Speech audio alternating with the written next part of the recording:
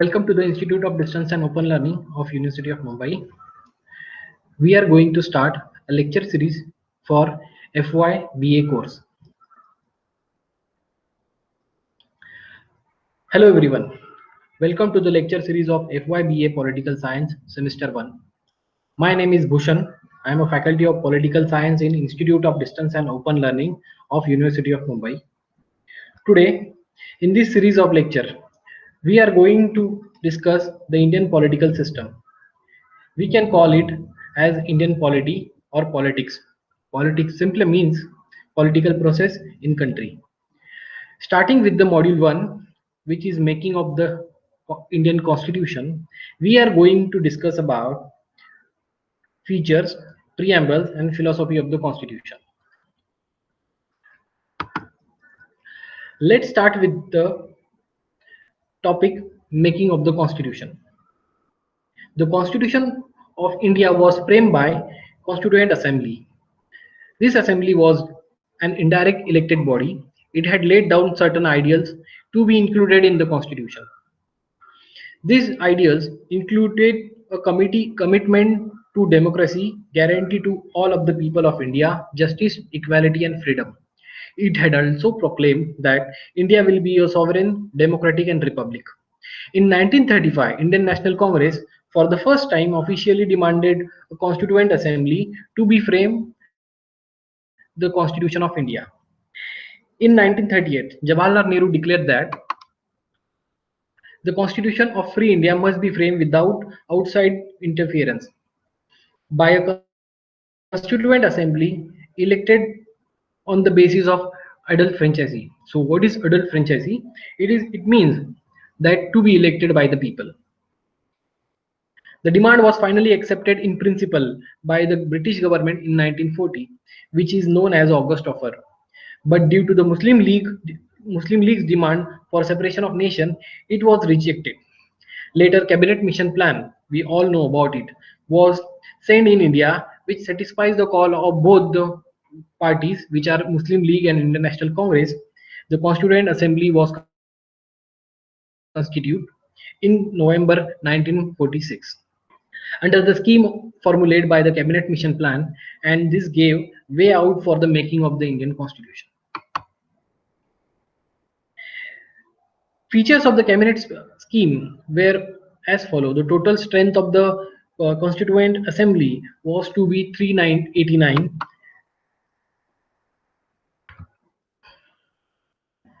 About from that, 296 seats were to be allotted to British India and 93 seats for the princely state. Each province and princely state were to be allotted seats in proportional to their respective population. Roughly, one seat was to be allotted for every million population. The representative of each community were to be elected by member of that community in the provincial uh, legislative assembly, and voting was made by a method of proportional representation by the means of single transferable vote. Thus, it is clear that Constituent Assembly was a partly elected and partly nominated body. As today we see, is our Lok Sabha is directly elected and Rajya Sabha is nominated uh, body. Moreover, the members were to be indirectly elected by the members of the provincial assemblies, who themselves were elected by limited franchisee. So, coming to the next topic, which is the Constituent Assembly, what are the main objectives of the Constituent Assembly? They were framing the Constitution, enact laws and involved in the decision making process. It adopted the national flag on 22nd July 1947. It accepted and approved India's membership of the British Commonwealth in May 1949. It adopted national anthem on 24th January 1950. The Constituent Assembly was subdivided into many committees to steer up the task of making the constitution, and they were as follows. So, just like today's parliamentary committee, it used to be a constituent assembly committees. So, what are the committees were? The Constitution Making Union Power Committee, Constitution Committee, Provincial Constitution Committee, Drafting Committee, Advisory Committee on Fundamental Rights and Minorities, Rules of Procedure Committee, Steering Committee. On December 11, 1946, Dr. Rajendra Prasad and H.C. Mukherjee were elected as the President and Vice President of the Assembly respectively. Sir B. N. Rao was appointed as the Constitutional Advisor to the Assembly, and Dr. B. R. Ambedkar was appointed as Chairman of Drafting Committee. Drafting Committee consists of 7 members, namely B. R. Ambedkar, Alladi Kushmaswamy Iyengar, N. Gopal Swamy Iyengar, K. M. Munshi, Muhammad Sadullah, B. L. Mitter, and D. P. Khaitan. So, coming to the next topic and starting with the constitution. So here we are going to discuss and understand preamble in its precise way. So I will read the preamble in its exact form. We the people of India, having solemnly resolved to constitute India into a sovereign, socialist, secular, democratic republic, and to secure to all its citizens justice, social, economic, political, liberty of thoughts, expression, belief, faith, and worship, equality of status and opportunity, and to promote among them all fraternity, assuring dignity of the individual and unity and integrity of the nation. In our Constituent Assembly, this 26th day of November 1949, do hereby adopt, enact, and give to ourselves this Constitution. So now the ideals of the preambles were taken from the American Constitution. American Constitution was first to begin with the preamble. Many countries, including India, followed this practice, and the term preamble referred to the introduction or preface of the Constitution. The preamble is also called as the identity card of the Constitution. The preamble reveals 4 ingredients which we can understand from the preamble, and we can put the light on constitution in that approach. The 4 ingredients are the source of authority of the constitution. The preamble stated that constitution derives its authority from the people of India because it says we the people of India. Second is the nature of Indian state. It clearly declares that India to be a sovereign, socialist, secular, democratic, and republican polity.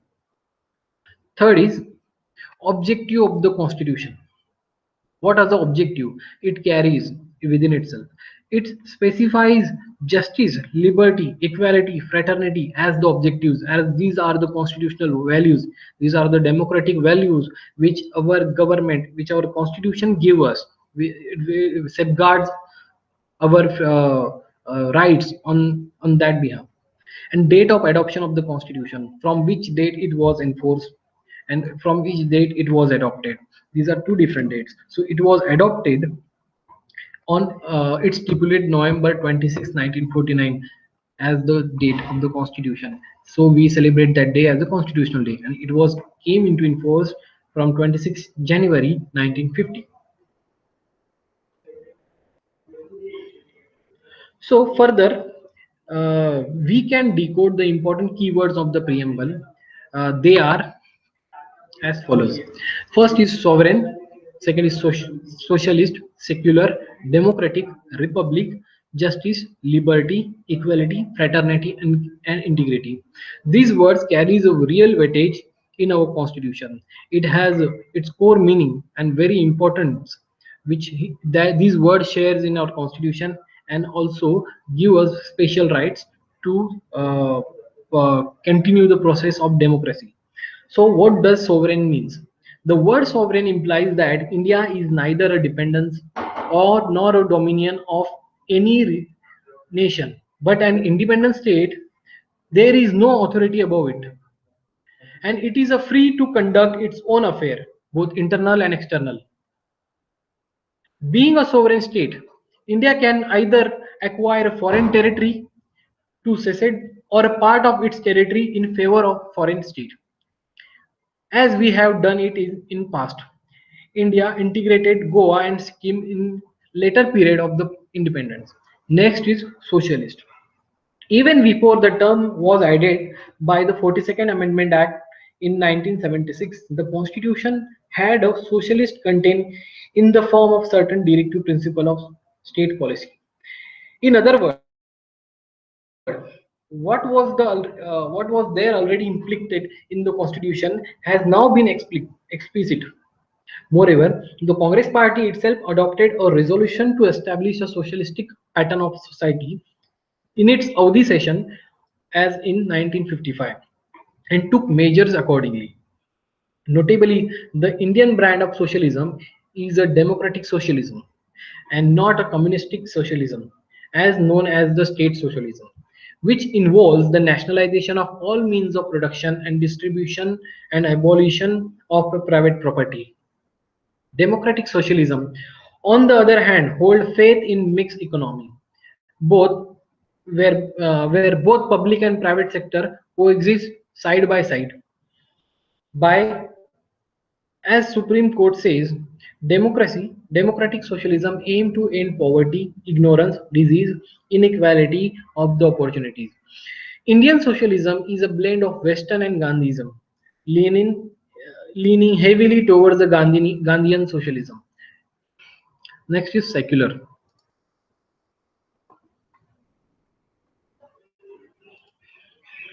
The term secular too was added by a 42nd Constitution Amendment Act 1976. However, as the Supreme Court said in 1974, although the word secular state were not expressively mentioned in the Constitution, there can be no doubt that constitution makers want to establish such a state and accordingly Article 25 to 28 guaranteeing the fundamental rights to freedom of the religion which have been included in the constitution. The Constitution of India embodies the positive concept of secularism. So all religions is in our country have the same status and support from the state. So as like Western's model of secularism to have state should have no religion. In Indian context, we have positive secularism where all the religions are equal and state respect all the religions equally. So we have our fundamental rights mentioned in Article 25 to 28 that freedom of religion to to worship and propagate the religion. Next is the democratic. The democratic polity, as stipulated in the preamble, is based on the doctrine of popular sovereignty. That is the possession of supreme power of the people. Democracy is of two types of direct and indirect. In direct democracy, the people exercise their supreme power directly as is in case of Switzerland. There are four devices of direct democracy, namely referendum, initiative, recall, and plebiscite. In indirect democracy, on the other hand, the representative elected by the people exercise supreme power and thus carry on the government and make laws. This type of democracy is known as representative democracy. Is also two kinds, parliamentarian and presidential.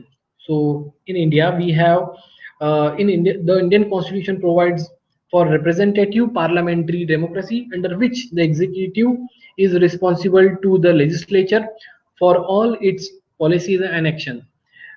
Universal adult franchises, periodic elections, rule of law, independence of judiciary and absence of discrimination on certain grounds are the manifestation of the democratic character of the Indian polity.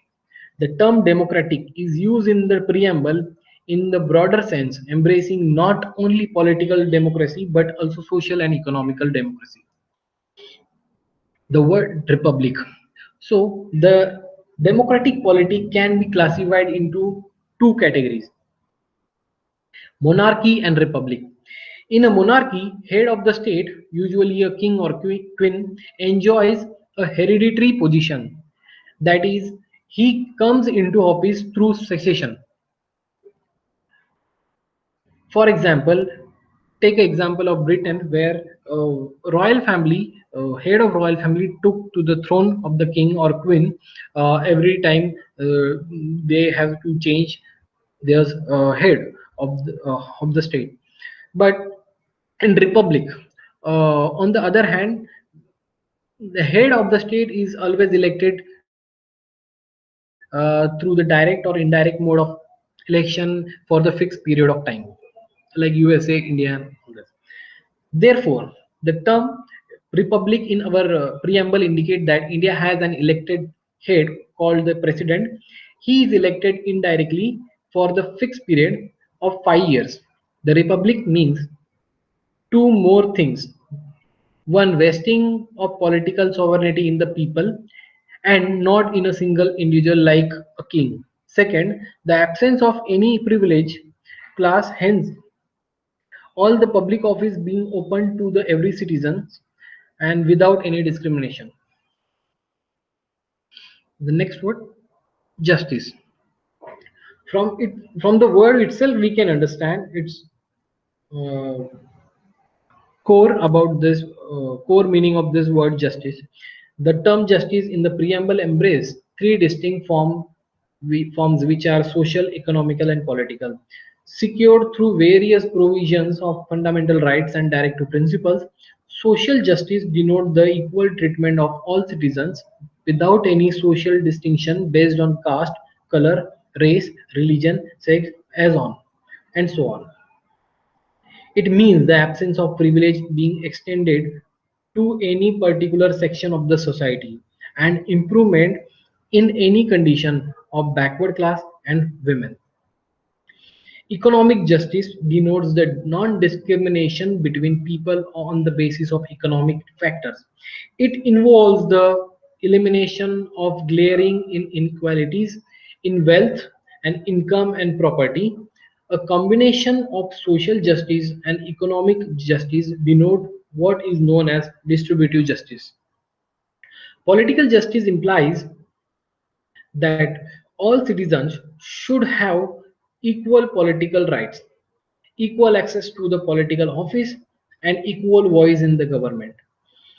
The ideals of justice, like social, economic, and political, has been taken from the Russian Revolution of 1917. So these were the three types of justice, three ways of justice we have put a light on.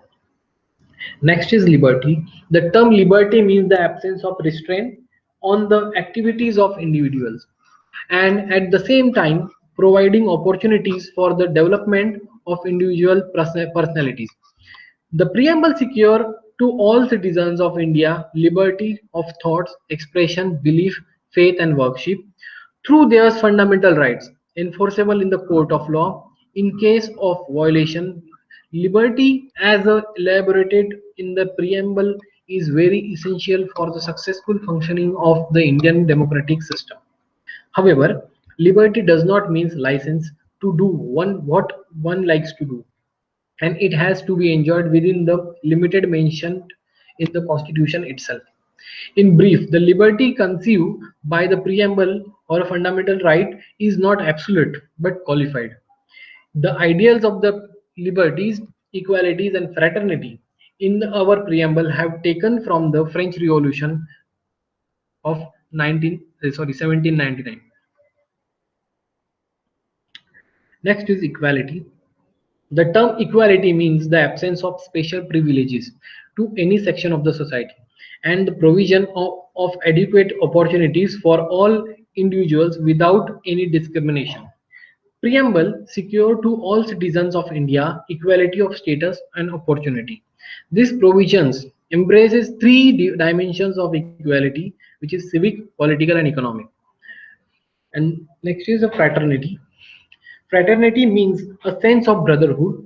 The Constitution promotes this feeling of fraternity by the system of single citizenship. Also, the fundamental duty says that it shall be the duty of every citizen of the India to promote harmony and the spirit of common brotherhood among all of the people of India, transcending religious, linguistic, regional, or sectional diversities. The preamble declares that fraternity has to be assured two things: the dignity of the individual and unity and integrity of the nation. The word integrity has been added to the preamble by 42nd Constitutional Amendment Act. The phrase unity and integrity of the nation embrace both the psychological and territorial dimension of the national integration. Article 1 of the Constitution describes India as a union of states to make it clear that states have no right to secede from the union, implying the indestructible nature of the Indian Union. It aims at overcoming hindrance to national integrations like communalism, regionalism, casteism, linguistic secessionism, and so on. Preamble embodies the basic philosophy of and fundamental values like political, moral, and religious on which the Constitution is based. It contains the grand and noble vision of the Constitution Assembly and reflect the dream and aspirations of the founding father of the Constitution.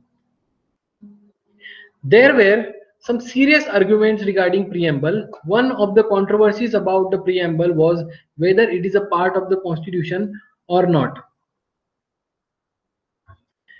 So, in Barubai case, in Berubari Union case, the Supreme Court said that the preamble shows the general purpose behind the several provisions of the Constitution, and thus in the key of the mind of the makers of the Constitution.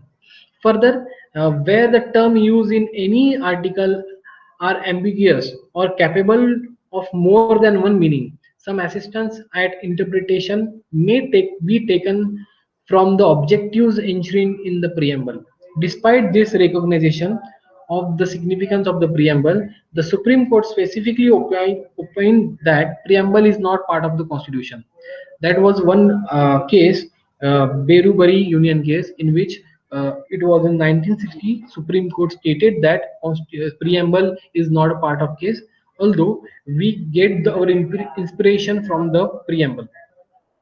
But in another case of and which is very famous case in with regard to the preamble of India, which is Keshwananda Bharati versus State of Kerala, 1973. The Supreme Court rejected the earlier opinion and it has overruled its own judgment and held that preamble is a part of the Constitution. It observed that the preamble is of extreme importance and the Constitution should be read and interpreted in the light of the grand and noble vision expressed in the preamble. Lately, in the LIC of India case 1995, also the Supreme Court again held that the preamble is an integral part of the Constitution. Like any other part of the Constitution, the preamble was also enacted by the Constituent Assembly, but after the rest of the Constitution was already enacted, the reason for inserting the preamble at the end of to ensure that it was in conformity with the Constitution as adopted by the Constituent Assembly. While forwarding the preamble for votes, the President of Constituent Assembly said, the question is that preamble stand part of the Constitution. The motion was then adopted. Hence, the current opinion held by the Supreme Court that the preamble is a part of the Constitution is in the consonance with the opinion of the founding father of the Constitution. However, two things should be noted.